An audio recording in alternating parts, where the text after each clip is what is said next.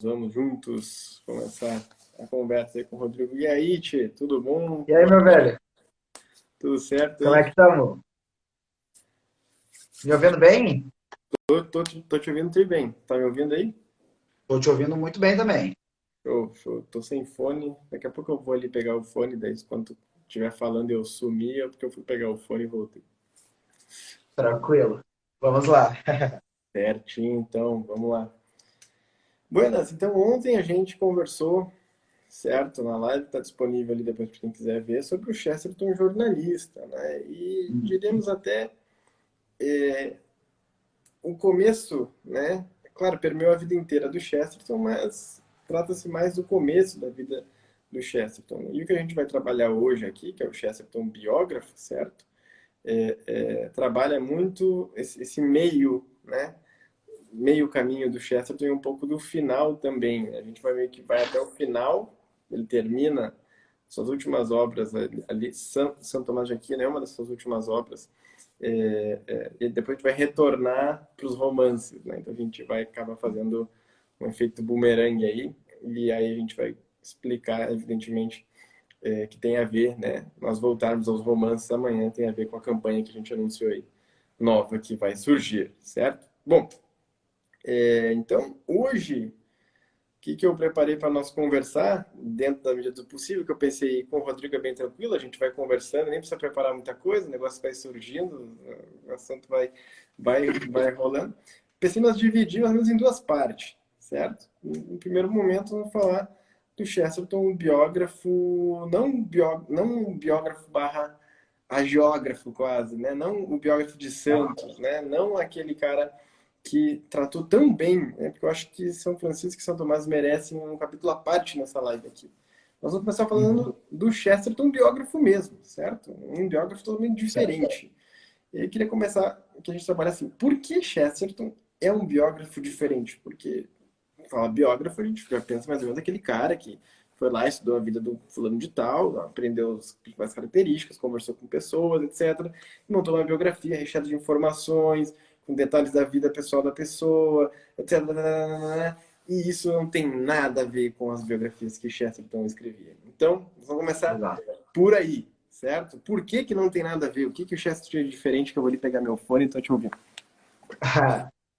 Então, vale a pena dizer o seguinte, né? Que é justamente, eu acho que o Júnior é muito feliz quando ele fala esse tipo de coisa, porque eu já vi gente que falou para mim sobre a biografia do Chesterton. O que eu estou mexendo aqui para as pessoas verem porque eu estou baixando a minha cabeça toda hora?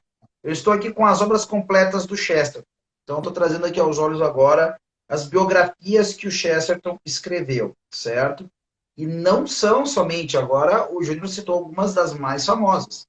São Francisco, né, e Santo Tomás, né? Mas o que geralmente a gente espera, né, de uma biografia? E geralmente uma biografia que não traz isso é uma biografia mal escrita, tá? Não serve para porcaria nenhuma. E de regra ela acontece.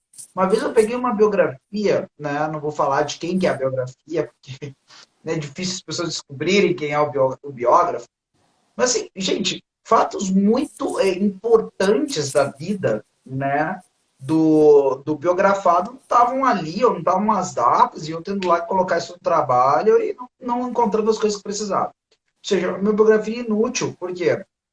Porque o meu desejo é conhecer a vida da pessoa, certo? Só que certos elementos ali, para mim, eram fundamentais, não me servia de grande coisa. Só que a biografia do Chesterton, e isso é um detalhe interessante, são biografias que muitas vezes também carecem dessa exatidão. Uma das primeiras biografias que o Chesterton escreveu, se eu não me engano, foi sobre o escritor Browning, né?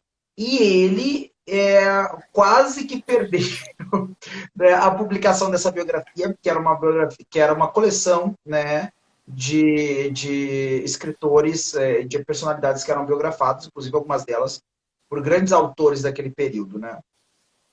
Eu acho que o Kipling escreveu para essa biografia, para essa coleção de biografias, assim por diante. E ele teve, inclusive, quem o indicou para escrever a biografia do Browning, na verdade, teve que defendê-lo depois para o editor, né, para o dono da editora. Só que o detalhe é que a biografia do Chesterton foi um grande sucesso. E ela realmente estava cheia de imprecisões, fatos equivocados e vai, tá? Cheio talvez seja um exagero, mas vários, né? Por que Chesterton não fazia isso? Porque não tinha capacidade de escrever uma biografia criteriosa. Mas, durante o tempo, tem a cabeça voltada para coisas eternas. Então, na verdade, uma biografia de Chesterton é uma biografia acerca da perenidade daquela personalidade. Quando as pessoas estão nos vendo falar de biografia, a biografia ela é um gênero literário que está muito ligado à historiografia, à escrita de história, né? E é muito fácil pensar o seguinte, né? Ah, não, este aqui, né? Este Zé Bolinha, ele era importante no tempo X ou Y, né? Agora, beleza, agora os tempos são outros, né? Bacana saber do cara, mas acabou, né? E o que as pessoas não se dão conta é porque se a gente está conversando, via de regra, sobre um sujeito que morreu há 100, 200, 300 ou 1000 anos atrás, é porque os problemas que ele encarou, tanto do ponto de vista intelectual como vital, são relevantes ainda hoje. São problemas que ainda nos trazem, né, indagações e que nós, ao qual, temos que ainda dar conta. E aí casa as duas coisas. O Chesterton literato, e desse elemento próprio da literatura ou da arte poética, ao qual Aristóteles vai dizer que está muito mais próximo da filosofia do que a história, justamente por quê? Porque ela trata do que é universal, enquanto a história trata do que é particular. O fato é que o trato que o Chesterton dava para as biografias era um trato poético e até mesmo literário. Não porque ele não estivesse preocupado em falar coisas verdadeiras, mas as verdades que ele falava acerca da biografia das pessoas eram as verdades profundas e últimas acerca tanto daquele sujeito como do que ele fez quando passou por esse mundo. Tá? A diferença de ler uma biografia de Chesterton e de ler uma biografia bem escrita mesmo, né, mas de um autor com um estilo mais comum, é a diferença entre ver um belo quadro em um gênero do Renascimento e contemplar um grande tradicional ícone, né, bizantino ou coisa do tipo. Né? É aquela pintura que não está preocupada em nos dar a ilusão de realidade, mas justamente pela realidade estilizada nos levar ao fundamento daquela verdade que foi retratada. Tanto é que já teve gente que leu a biografia do Chesterton, né, por exemplo, a de Santo Tomás, e não gostou. Porque realmente, se a pessoa está buscando ali uma biografia, como já leu várias por aí, né, ou que imagina como medical uma biografia, vai dar com os burros nada. Mas segure o rojão e faça a experiência, tá? É aquilo, você nunca vai aprender a ter novos gostos, aprender a gostar de coisas novas, coisas boas, se você não tiver um pouquinho de resiliência. Aí é o negócio de amadurecer o gosto, né? Não comer só doce e salgado na vida, né? As biografias do Chesterton são um antídoto para quem procura meros fatos, né? Como a gente estava falando ontem, ou seja, se tu está em busca de informações, então aí realmente tu não está lidando com o escritor certo em matéria biográfica. Claro que ele tinha as informações, e até é um pouco engraçado porque a forma como ele apresenta os causos, né, dos seus biografados é um tanto mitológica, assim. Ele meio que vai juntando os pedaços das histórias, né, e vai ali e monta ali. De repente foi até proposital, porque os mitos têm tudo a ver, né, com a própria história, mas e com a literatura, evidentemente. Mas uma coisa que me chama a atenção, e o Peirce coloca isso de um modo muito bem escrito também na biografia dele, é que o Chesterton apavorava as pessoas, no sentido aqui, né? Ele impressionava as pessoas na sua capacidade de tirar conclusões a partir dos escritos, né, ou dos feitos do biografado, conclusões de ordem pessoal, certo? Ou seja, ele tirava conclusões que ninguém tirou, certo? Ele fazia como que numa espécie de Padre Brown biógrafo, certo? Uma análise da alma do biografado a partir das suas histórias aqui do lado de fora. Na verdade, eu gosto de pensar que o Chesterton, né, como o professor Scott Randall Payne fala, ele sempre estava virado para fora, né, para aquilo que estava fora dele. Ou seja, o que mais maravilhou ele no catolicismo era que a igreja olhava para fora e conseguia descrever o que estava também fora e não só dentro do homem, certo? Então, eu sempre vejo as biografias que Chesterton escreveu na perspectiva que ele tentava olhar o autor, não somente na figura dele, mas também olhando para fora, ou seja, para o entorno do autor. E é por isso que sempre nas biografias ele está dialogando com o seu tempo e trazendo né, de um modo muito maior do que qualquer outro biógrafo, os problemas do seu tempo, certo? Para dentro daquela história que ele está contando, certo? Especialmente na história do Samson, onde ele faz, né, várias viradas, digamos assim, e as sacadas paradoxais dele. Agora, por que, certo, o Chesterton fazia isso, Rodrigo? Isso é uma curiosidade minha. Por que ele ficava tirando conclusões dos biógrafos que nem eles mesmos deixaram escritos, certo? Ou seja, isso era um hobby do Chesterton, isso era o jeito dele mesmo, ele não conseguia não pensar assim, ou era uma forma dele tentar mostrar para as pessoas que, bom, qualquer pessoa que pensa um pouco, tira conclusões, certo? E essas conclusões precisam ser faladas, né? Isso tem tudo a ver com a questão da verdade que nós estávamos ontem. Porque, assim, eu conheço mais o Chesterton biógrafo de Santos, certo? Mas o Chesterton biógrafo literário, né? E eu ainda não consegui mergulhar o suficiente. Então, eu tenho um pouco de curiosidade em relação a isso. Ou seja, claro que tem toda uma questão literária, toda uma questão de Inglaterra, etc., que tem tudo a ver.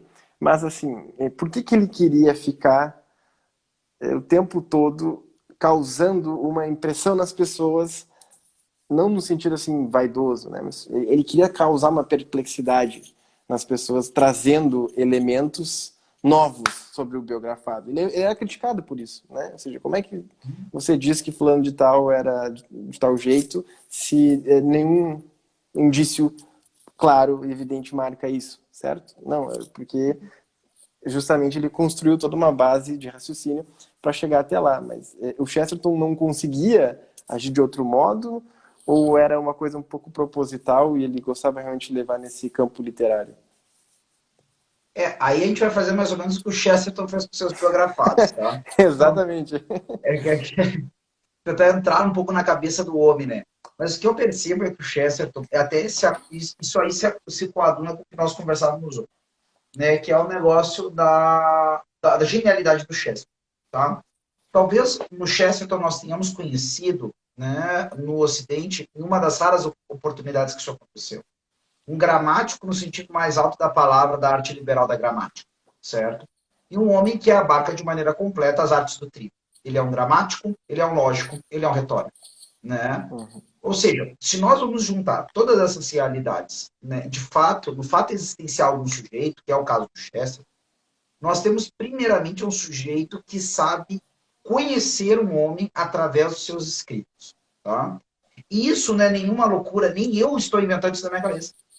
Né? Se eu estou louco, não estou louco sozinho, estou louco com alguém que é uma honra ser considerado maluco junto com esse cara, né? É uma honra que eu acho que eu nunca vou ter, né? Mas é porque precisa ser muito bom para ser louco como ele, que é o Tolkien, tá?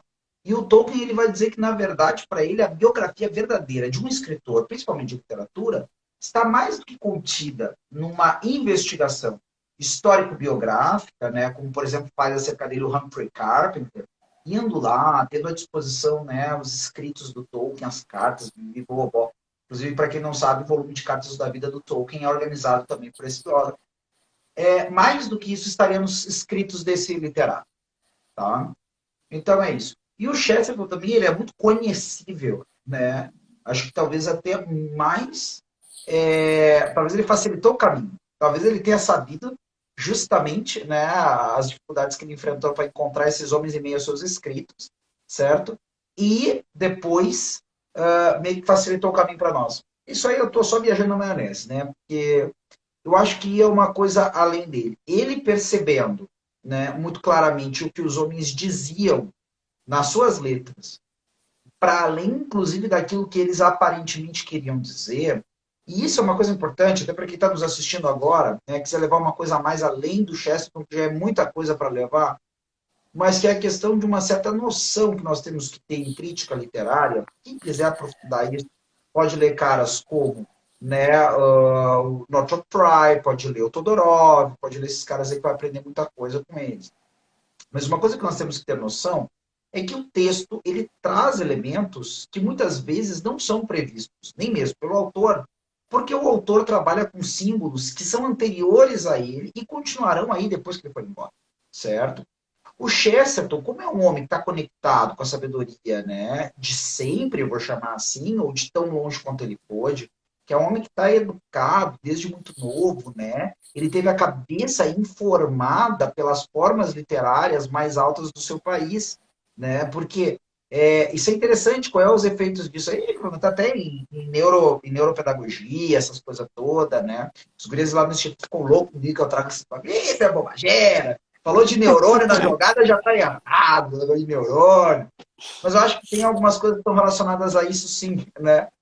E você imagina que esse sujeito, antes, a grande escola clássica, tá aí. Então aí, Então, então aí. Deve o ser um pessoal tá aí, o participante pessoal da oculto do família tá aí. podcast lá. Então, e aí o que acaba acontecendo é o seguinte, esse homem, né, antes ainda que a cabeça dele tivesse informado por qualquer tipo de conceituação, né, acerca da literatura ou acerca de gostos, ele aprendeu uma série de poesias, né, na época ele nem entendia direito o que essas poesias diziam. Então, na verdade, a gente tem um homem que foi afeiçoado, foi alimentado, né? É que nem uma pessoa que foi criada desde muito pequeno com algo que traz medo aos demais. Ela tem familiaridade com aquilo que para os outros é temível, né? E esse é o Chesterton. Então, eu acho que, muito naturalmente, ele pegando os livros, né, dos homens que compreenderam bem as ideias e as ideias próprias dos homens estudados, ele tem uma capacidade de penetração. E tem outra coisa, além dele ter uma coisa não vem sem a outra, tá? Vamos deixar isso muito claro. Né? Eu parafrasei aqui o Alessandro Davene, eu acho que outros falaram antes dele também. Alessandro Davene, para quem não conhece, é um autor muito interessante, né? Um italiano, um parlamentano, professor de liceu clássico em Milão, né? E um cara muito bacana, bastante popular lá, e um cara bem ligado à questão da educação clássica.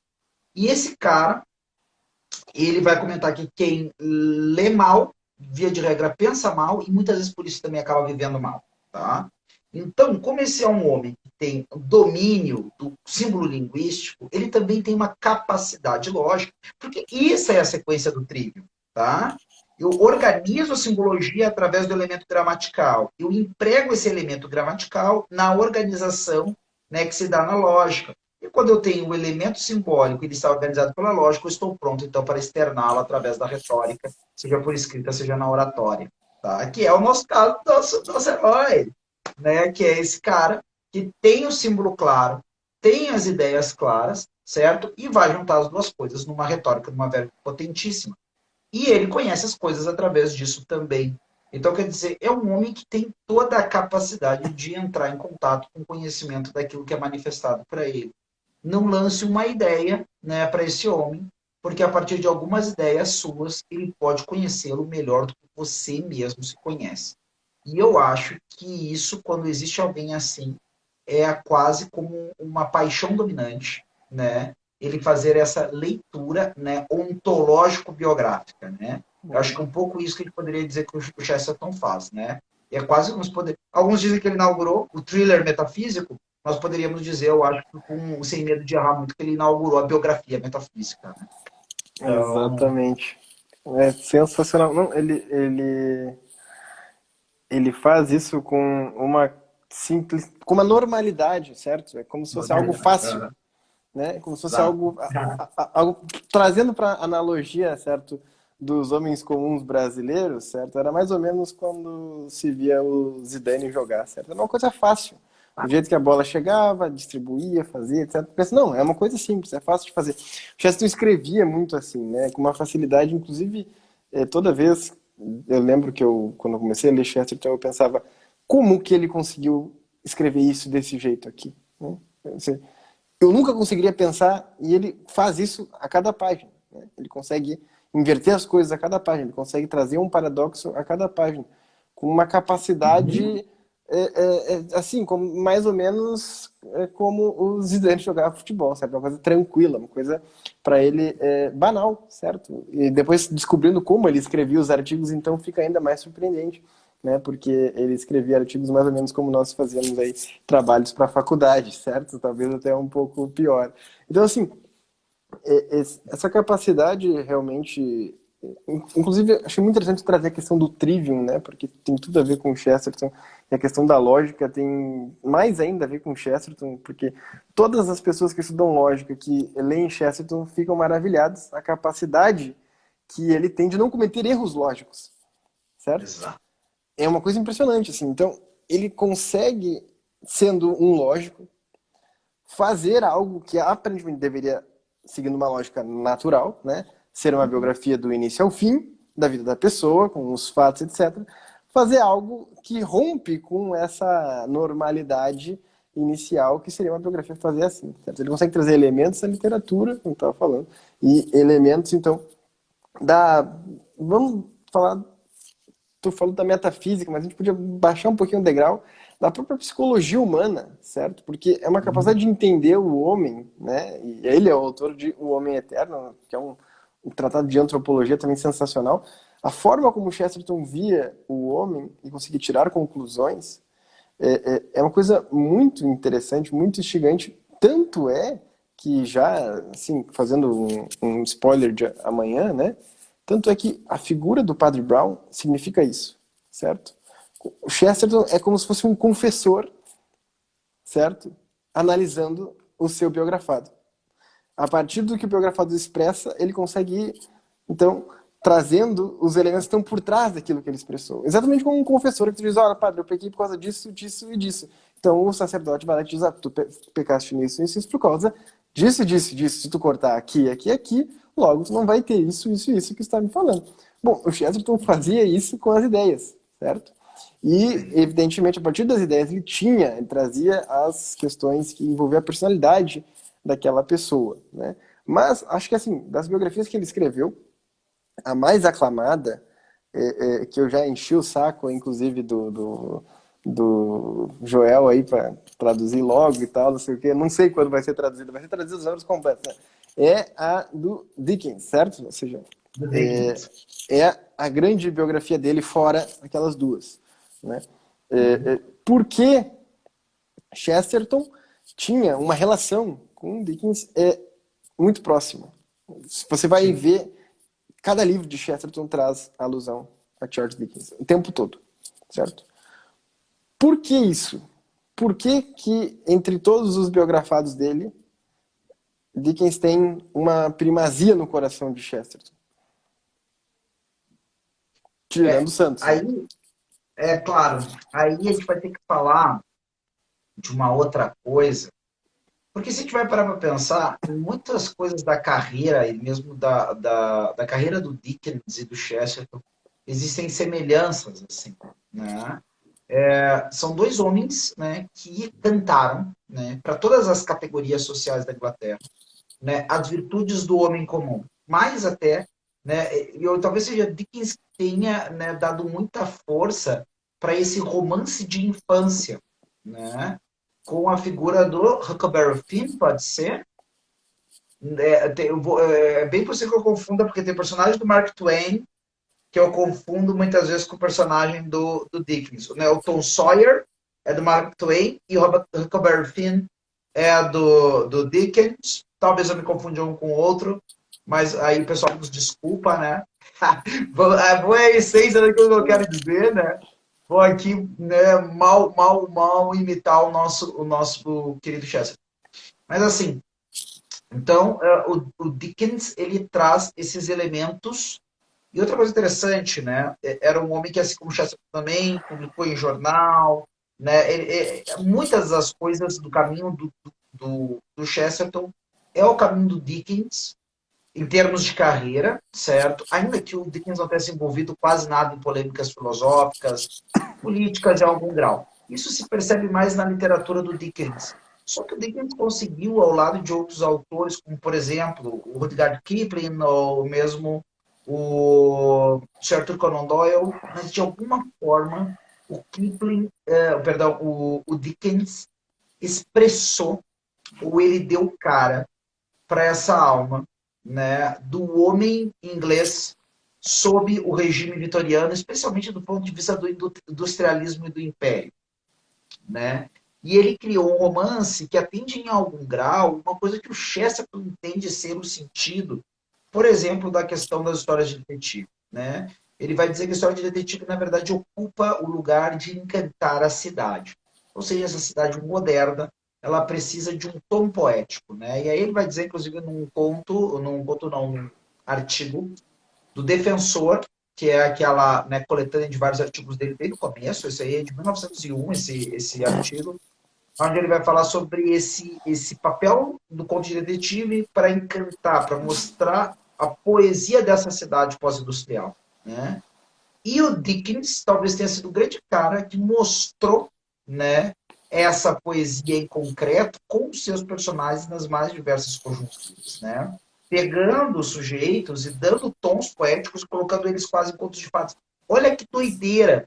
Ele conseguiu transformar, de fato, né, num quase contos de fadas, que é o Cântico de Natal, um típico acionista, né, da City de Londres, certo? Num vilão interessantíssimo, certo? Que é aquilo que é o Mr. Scrooge, o Tio Scrooge, né? De maneira que até ele coloca, é um cara que passa pelo caminho e ele diz assim que quando ele passa pelo caminho, né, mesmo um ceguinho com o seu cachorro, o cachorro puxa o ceguinho para fora do caminho como se dissesse: meu senhor, se fosse para ter olhos malignos como desse homem, é melhor não ter olhos, né? Então, muito legal. Umas percepções interessantíssimas, né?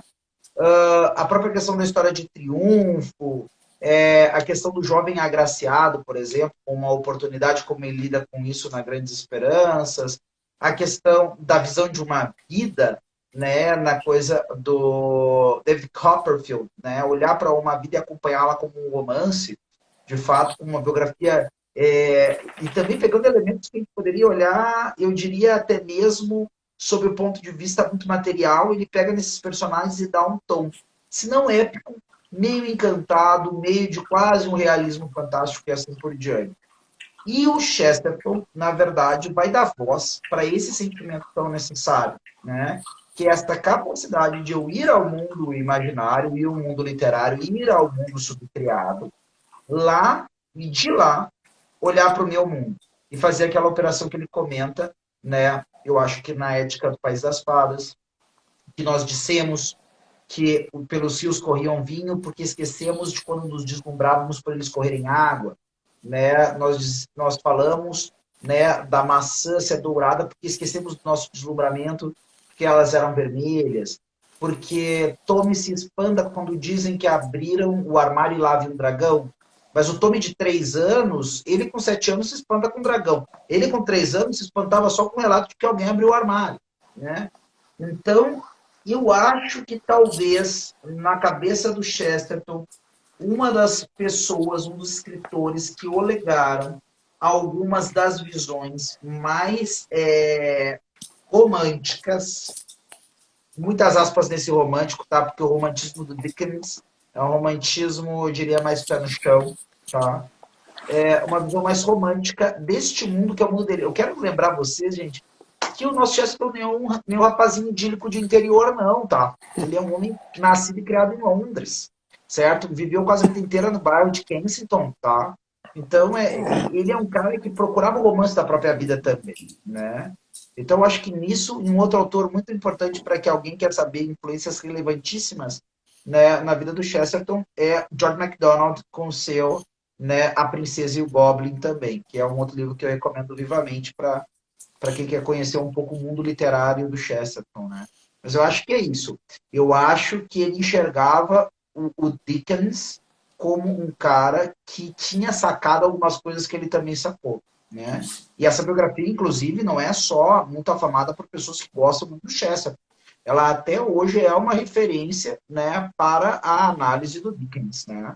Ela é, dentro dos estudos dickenianos, né, a biografia do Chesterton é um sine qua non, é algo pela qual todo mundo vai ter que passar, ainda que não use referencialmente tanto, né, quanto a gente poderia gostar, mas vai ter que ter citação, vai ter que ter comentário sobre isso aí, né?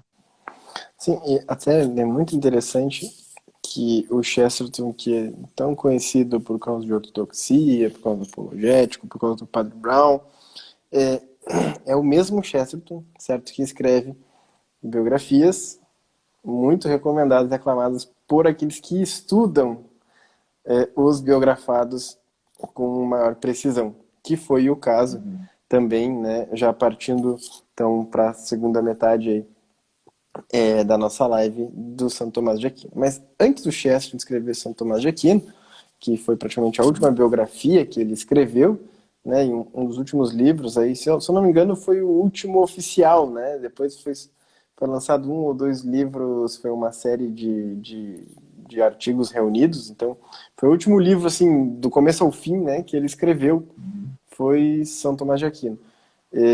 Antes disso, Chesterton escreve sobre São Francisco já naquele frescor da conversão, né, quando a conversão dele ao catolicismo estava viva, ele estava pujante, ele realmente tinha conseguido se libertar, então, de todos aqueles medos, aqueles receios, aquelas dificuldades que travavam ele para a conversão.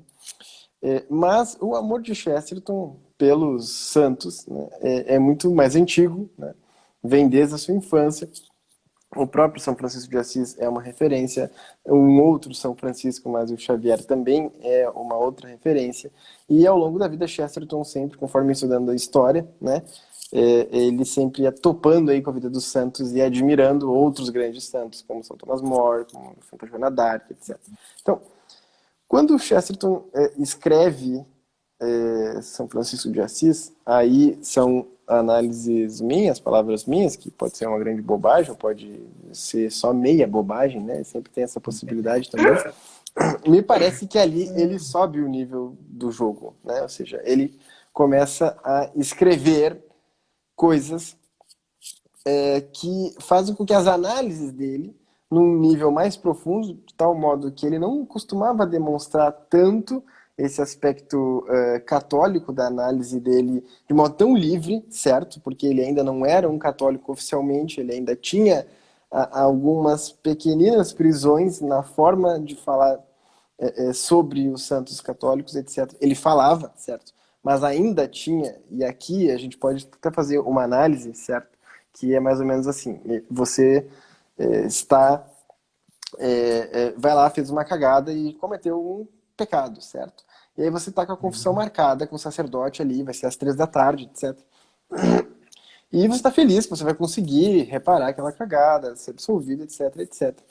Mas, no período, então, sei lá, do meio-dia até às 3 da tarde, você está feliz, você já está disposto, está arrependido, né? Porque as pessoas precisam sempre ser lembradas, né? Você agenda a confissão, você não pode ficar pecando até confessar. A gente, quando está começando, às vezes acha que não é um Se eu cheque der em uma branco. facada, eu vou ficar me saqueando até ir pro médico. Exatamente. Então, mas você está feliz com aquilo. Nossa, marquei a confissão, Deus vai me perdoar, que maravilha e tal. Mas no fundo, tu tem um incômodo, uma sensação ruim, que é aquela separação da tua alma com a graça, certo? Ou seja, você não está na graça, certo? E claro, aqui eu não estou dizendo se Chesterton estava em estado de graça ou não antes da conversão ao catolicismo, porque é uma situação um pouco mais complexa. Mas a sensação que eu tenho dele é que ele se via assim, certo? Ele escrevia, ele falava do catolicismo com esse tom de às 15 horas tem uma confissão e são meio-dia. E eu estou muito feliz, mas estou um pouco incomodado porque ainda não está pleno, não está consumado o negócio. Então, eu vejo que o Chesterton amadurece em muitos aspectos pós-catolicismo, certo? Porque parece que cai um mundo que estava sobre seus ombros, certo? E a partir dali, um mundo que envolvia a morte do irmão dele, que envolvia alguns problemas no casamento, que não conseguiu ter filho, etc, etc. Então, assim, tudo isso, né, a alegria do catolicismo invadiu tanto Chesterton que não poderia ser outro santo que não fosse São Francisco de Assis, certo? Que era um santo que gostava de ser conhecido como o jogral, né? Então, essa questão de ser um santo jogral, né? Chesterton, a simplicidade, tem tudo a ver, tem absolutamente tudo a ver, né? E o Chesterton, então, aproveita tantas coisas em semelhança, porque o São Francisco também teve que tirar, então, tudo dos ombros, né? E abandonar o seu pai, né? Também teve esse movimento de outra forma. Eu acho que o Chesterton consegue trazer toda aquela alegria dele para uma análise mais profunda que ele não tinha tanta liberdade interior para fazer. Então são conclusões minhas, assim mesmo, de que a partir dali o Chesterton sente-se mais livre. E aí parece que o processo criativo e as análises deles ficam melhores, né, na forma de expor a vida do santo. Então, assim, isso é um primeiro ponto que eu queria trazer para debate, né, esse processo de conversão do Chesterton. Eu tenho estudado até bastante sobre isso para a gente fazer algum material aqui na Sociedade Chesterton sobre a conversão do Chesterton, né, e como foi toda aquela sucessão de fatos. Mas é instigante, e é uma pena também, que ele só tenha feito 2 biografias de santos, né? Mas é instigante que ele pegue 2 santos da mesma época, absolutamente diferentes, que, como o Peirce fala, correspondem, né, a uma resposta a 2 séculos, é a mente e o coração, todas aquelas analogias. Mas é instigante que são 2 santos que demonstram 2 facetas da Idade Média absolutamente assim, paradoxais, né? Que é a Idade Média, que está com seus problemas cada vez mais crescendo em tensão e precisa, então, de um reformador de fato, como é São Francisco de Assis, em matéria de resposta aos problemas clericais, e que é, então, o grande cume entre os montes, que é São Tomás de Aquino, certo? Como o ápice, a grande resposta que a cultura cristã é capaz de trazer ao homem, tendo ali o maior pensador de todos os tempos. Ou seja, aquele paradoxo, né, aquela cidade de Deus com a cidade dos homens, que faz com que 2 homens demonstrem a capacidade de ressurgimento no período histórico que São Francisco representa, e a capacidade de ápice, né, de máximo que São Tomás significa. E o Chesterton soube envelopar isso, né, e trazer isso com muita alegria, principalmente no primeiro livro, e com muita profundidade filosófica no segundo, né? Então, assim, primeiros comentários, não sei aí se falei muita bobagem, como é que a gente poderia entrar na parte, então, do Chesterton, biógrafo de Santos? Então, eu diria assim, ó, para começo, assim, a coisa do São Francisco está muito presente com muita força na vida do Chesterton. Até eu acho que algumas pessoas assim, precisam de comentar isso. Houve um surto de popularidade de São Francisco na Inglaterra vitoriana, né? O Chesterton quase encarava isso como um equilíbrio, né, do inglês, né? O inglês procurava um ponto de equilíbrio numa personalidade de um mendigo italiano e católico, né, que é tudo o que o puritano industrial inglês, né, não, né, é justamente o cara que eles não querem ser, é justamente um cara que mais atrai eles, né, naquele período. E a própria esposa do Chesterton se chama Francisca, né, Francis, pode ser tanto para homem como para mulher, em inglês quase, né? Então, o próprio nome de São Francisco está presente na pessoa que ele mais ama, que ele mais convive. Então, é um signo na vida do Chesterton, né? E eu diria assim, sem dúvida nenhuma, o Chesterton, eu acho que ele se sentia muito mais próximo de São Francisco de São Tomás. Eu acho que ele se sentia dessa forma, né? Até porque Santo Tomás a gente conhece por causa, né, desse absurdo. Só que o problema é que nós podemos olhar para Chester e ver muito de Santo Tomás em Chester. Uhum. Na verdade, surpreendentemente, eu acho que a gente teve, né, a graça de ver, né, algumas das coisas mais curiosas, né? A alegria católica, né, surgiu no Ocidente com uma força, né, digna, né, de um italiano que nós comemoramos ontem, de um São Felipe Neri da vida, tá? E essa alegria católica, essa alegria meridional, né, ela se manifesta para o mundo também, e talvez especialmente, através de um inglês nascido na mais industrial da cidade, né, de origem nem anglicana. No fundo, os pais dele eram unitaristas, né, que é um negócio ainda mais doido, né, que nem reconhece a divindade do Nosso Senhor e papapá. E esse cara, ao mesmo tempo que ele é isso, ele tem essa pujança, essa alacridade, né? Até que eu comentava ontem que o Newman colocou, o Newman não, o Gaiman colocou num personagem de quadrinhos, né? Essa felicidade toda, se juntou com o tamanho da cabeça e do corpo de um Santo Tomás de Aquino, né?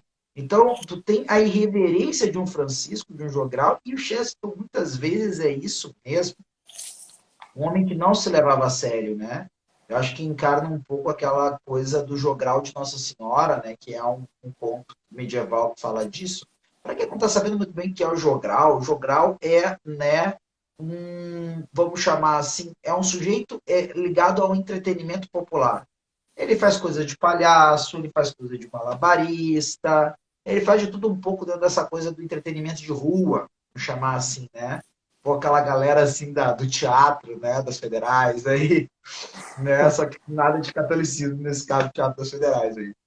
Então, ou sim, né, vai saber, a gente tem esses preconceitos, mas...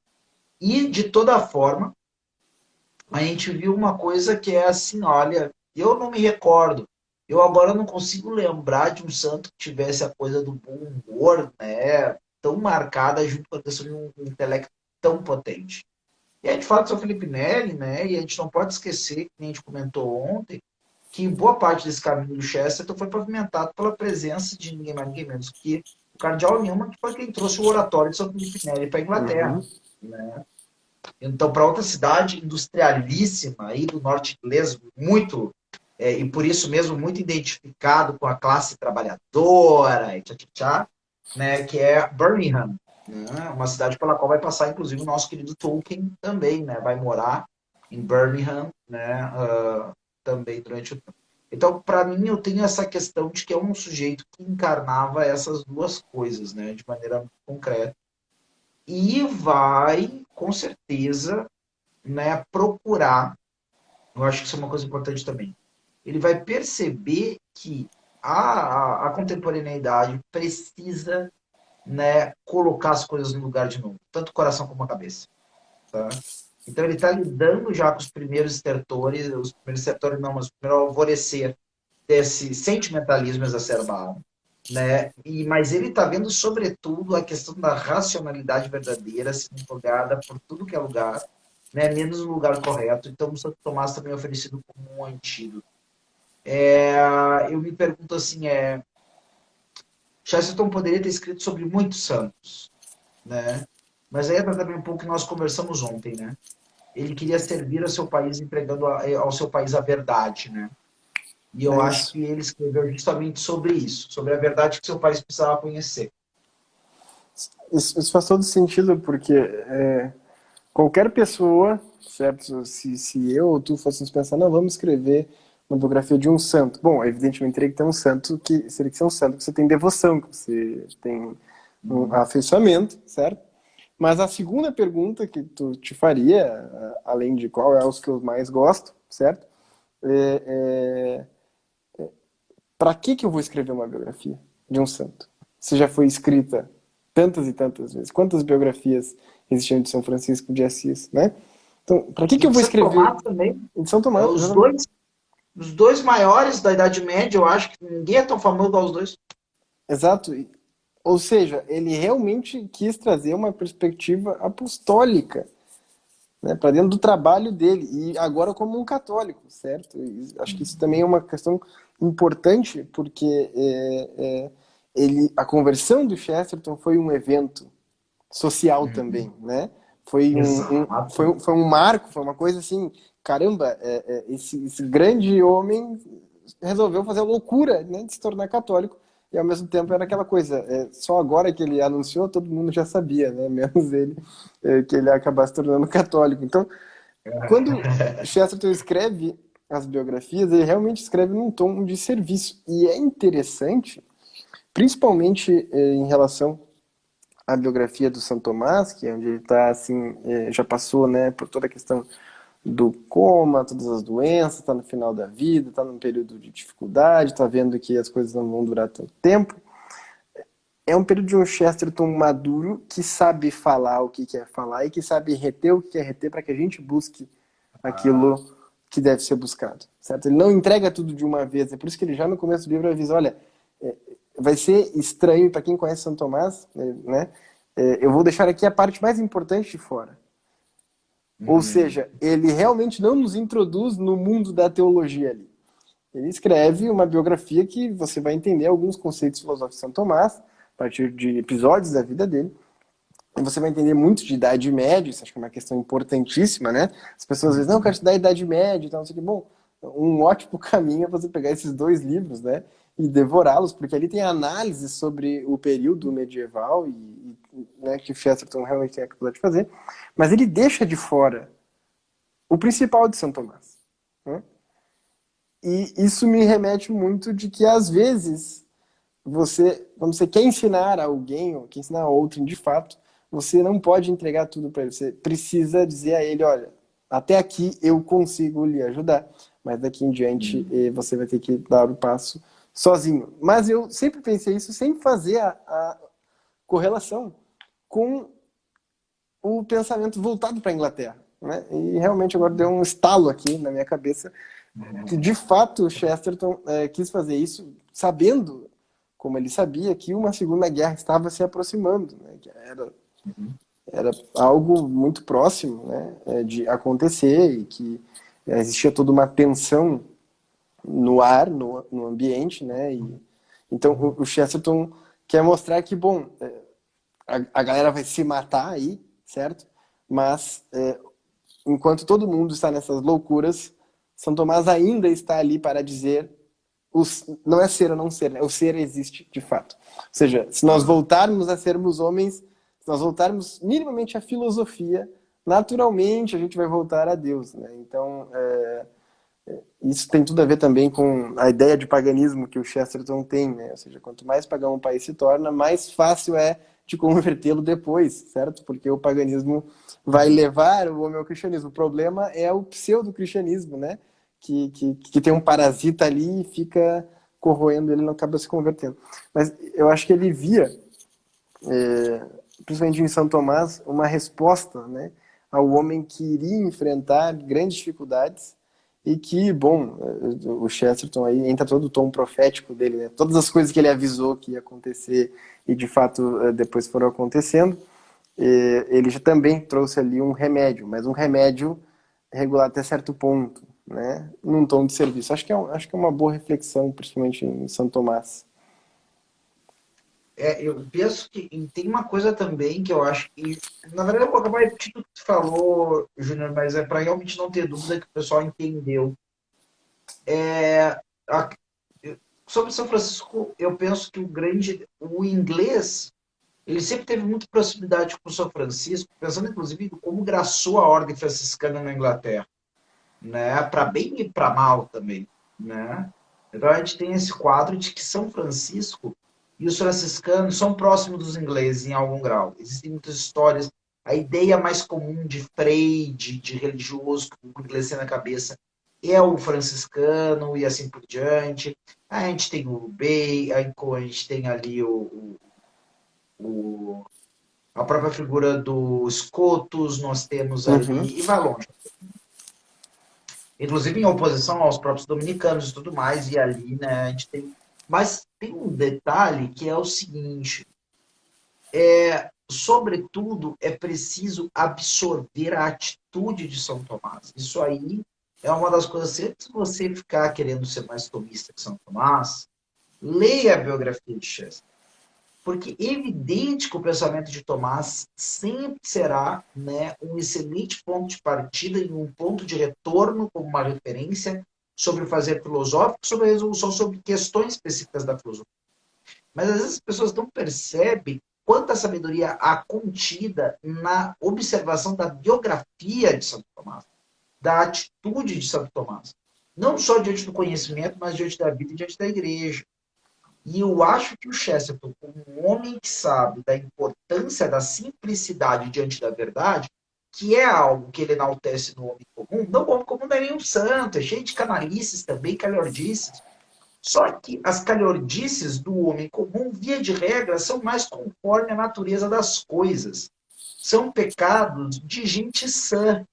Enquanto as elites ali, né, elas acabavam, muitas vezes, né, tendo os seus crimes agravados por pensamentos complexos das mais loucas teorias.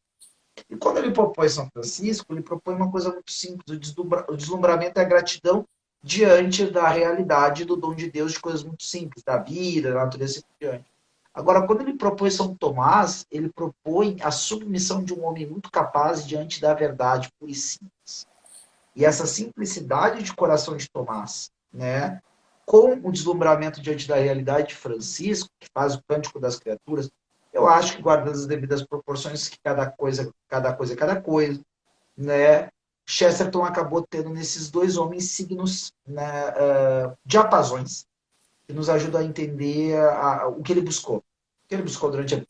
Aí, se você acha que ele alcançou, se ele não alcançou, aí você lê as biografias, tem o Pierce, tem o Ian Kerr, tem uma galera, certo?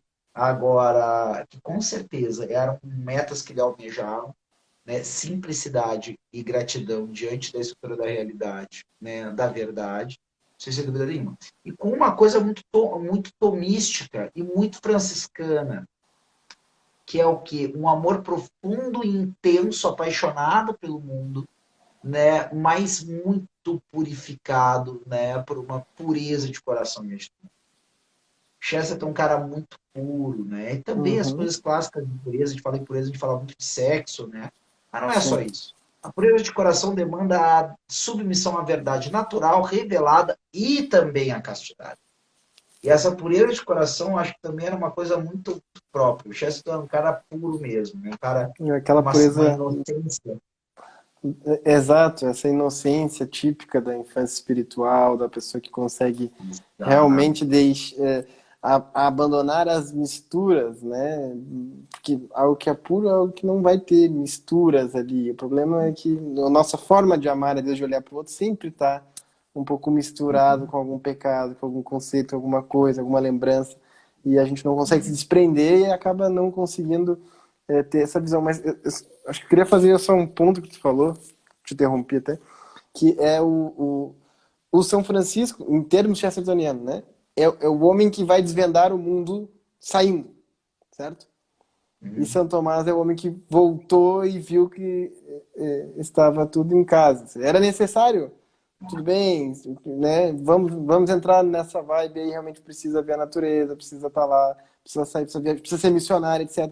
Mas também a mesma igreja, tanto é que ele põe, né, em contraposição um ao outro, e no começo do livro ele diz, olha, mas os dois fazem parte, né, de uma mesma igreja, de uma mesma forma de organizar todos esses santos que amam a Deus, né, de modo diferente, mas amam a Deus, né? E São Tomás é esse ficar em casa, ou seja, ficar na sanidade, ficar, né, percebendo que a realidade é muito maior do que o que a gente acha que ela é. Eu acho que também poderíamos fazer essa brincadeira aí. não, E, com certeza. E deixa eu dizer uma coisa também aqui. Sabe qual é a biografia que eu queria ver Chester escrevendo? Santa Terezinha. seria ótimo. E ele teve lá, Essa né? biografia, meu Deus, essa aí ia estourar a boca do balão. Essa aí ia É, ser ia, um. ia ser um negócio espetacular, cara. Que pena que ele só Sabe por escreveu que ele não duas. escreveu? Ele não escreveu porque tu e eu e essa galera toda, a gente é muito canalha, a gente não merece a Cara, graça de Deus de ter o Chesterton escrevendo. Isso aí é coisa só para os anjos, para os santos. No seria céu, um ele vai me negócio. falar como é que era a biografia que ele escreveu de Santa Terezinha. Mas, Seria um negócio sensacional. Tá aí um bom desafio para nós fazer. Já fiz uns dois, três vídeos aí no YouTube de Chesterton e Santa Terezinha, porque tem tudo a ver, né? Absolutamente tudo a ver. tem tudo a ver. E, Tem tudo a ver. e E dá para assim, pular mais para frente, que é São José Maria Escrivá também, que é outro é, santo para mim. Tem tudo a ver com Santa Terezinha, é, com a é alegria do verdade. Chesterton. Exato. E é engraçado porque a Santa Terezinha ela tinha uma alegria, mas comparado à expressividade do Chesterton, ela parece ser uma pessoa triste, né? De tanto que, Ah, de quase tanto melancólica. de tanto que o Chesterton realmente irradiava essa alegria. E é interessante que a biografia do Chesterton mostra um São Tomás divertido, né? Claro. Que era bem-humorado, né? As pessoas geralmente pensam em São Tomás, o intelecto, essa visão, né? Deturpada da vida de estudos. Não, o Chesterton vem mostrar que é o cara meio desavoado, né? É o cara engraçado, é o cara meio atrapalhado, né?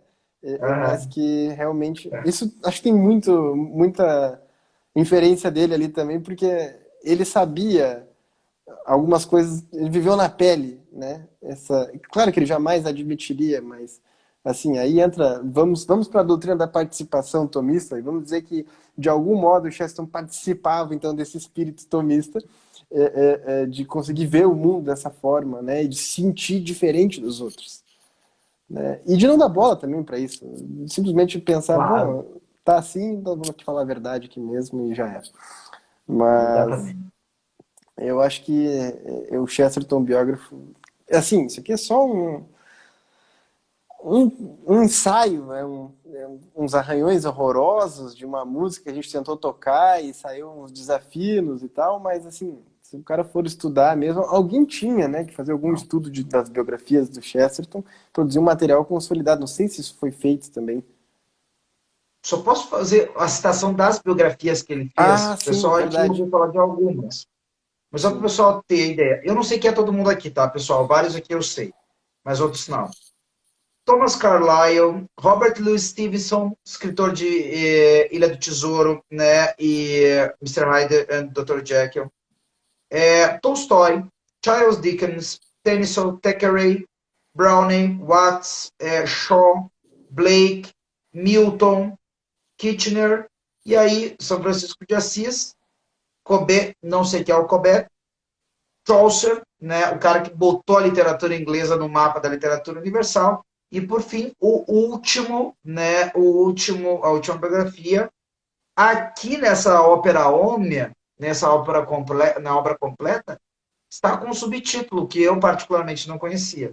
São Tomás de Aquino, o Boi Mudo, O boi mudo, né? exatamente, né? Esse The Dumb Ox.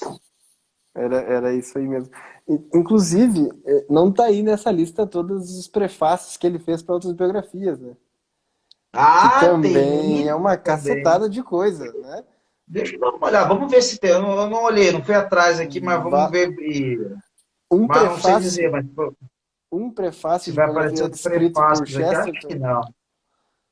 um prefácio de biografia escrito por Chesterton me faria fazer igual o Tolkien fazia, né? Correr para ir comprar logo o livro o mais cedo Claro. possível, né?